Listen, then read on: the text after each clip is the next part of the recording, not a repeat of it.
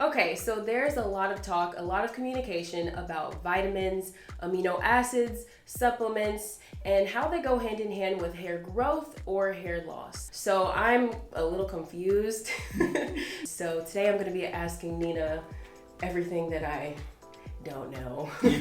I'm trying to get into nutrition, and I just really need to know what are the vitamins, what are the nutrients, and what are the things that I need to make sure that my hair is at its healthiest state. I've had shedding, and I just want to make sure that I am doing everything that I need to do.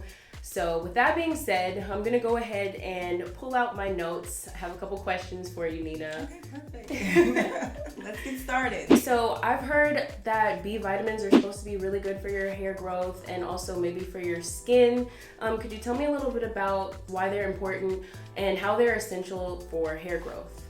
So B vitamins is really important for the hair growth cycle too, but also B vitamins play a very important part with stress because it helps to kind of, I would say, like monitor like your stress level, your nerves. It regulates your nerves. When you become stressed, the first things that happen is that your cortisol level, which is your stress hormone, becomes elevated. Stress can cause you to have shedding, which is called telogen effluvium, so that's another form of hair loss. So B3 vitamins is going to be very crucial. You want to make sure that you get that in your diet. A complete B complex that contains B3, your B12s. Biotin is important, but most Americans are not deficient in biotin because most Americans eat meat unless you're a vegetarian, and that's a different scenario. I found, and this could be wrong, that you can get B vitamins from, like almonds, meat, fish, seafood, leafy dark greens. That's right. No, that's true. But when you're experiencing hair loss, or if your hair growth cycle has been disrupted, which means that it's not growing, then you want to supplement because you will not get the amount that you need out of just food alone. So supplementation is going to actually get you higher amounts of the B vitamins. Gotcha. Yes. Okay. I do a lot of research, and I've heard a lot about iodine for hair growth. So iodine is very important because the iodine can help to regulate your thyroid. If you have a sluggish or a slow thyroid, there's a possibility that it can disrupt the way that your hair grows. So iodine can be very beneficial for just your metabolism alone, which is important for hair growth. So yeah, it's very important. Zinc. So zinc just in general is good for your skin. Zinc is good for your hair because zinc and iron goes hand in hand. So if you are deficient in iron, there's a possibility that you may have low zinc levels. So zinc is very crucial for cell growth and for hair as well. When a physician or someone that's trained to kind of look at blood work, they're looking at your hemoglobin levels, they're looking at your iron, what is your iron levels, but also they're looking at your ferritin levels. Well, trichologists and dermatologists will look at your ferritin levels. More than likely your physician won't.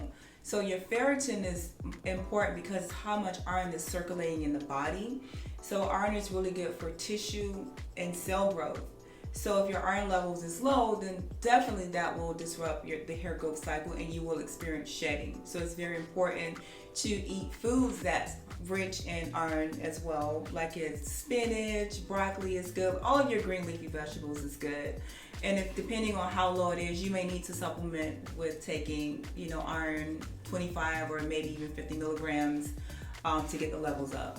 So chlorophyll. I've heard that chlorophyll actually can help with your hair and your skin and nails. So what's the tea on chlorophyll? So chlorophyll is pretty much, every plant contains a form of chlorophyll. Some has higher amounts than others, but it has all the minerals that's crucial for hair growth, protein, potassium. I like to suggest chlorophyll to my clients, especially if they're experiencing a lot of inflammation, because it really is good at detoxing the body, and it actually gets into the small intestines too to clear everything out, which is also important for hair growth. So what's important about vitamin D? So vitamin D is important because not only is it a vitamin, but it also kind of acts as a hormone and it helps with your immune systems. There's a lot of studies that have come out that when you're deficient in vitamin D, they're starting to see where you can experience hair loss. There have been cases where people that have had alopecia areata have had low levels of vitamin D. I see it a lot in a lot of my African American clients. I like to suggest vitamin D3 because it's already in the form that your body needs it. A lot of physicians will give you the D2, which your body has converted to D3. So you're not really absorbing the amount that you need. There's been a lot of talk about vitamin E, and I just want to hear from you. What are your thoughts?